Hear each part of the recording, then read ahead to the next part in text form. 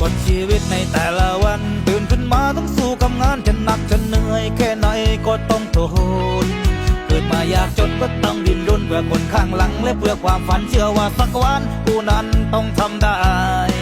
หากดวงตะวันยังคงส่องแสงและดวงอาทิตย์ยังขึ้นทางเข้าชีวิตคนเรายังมี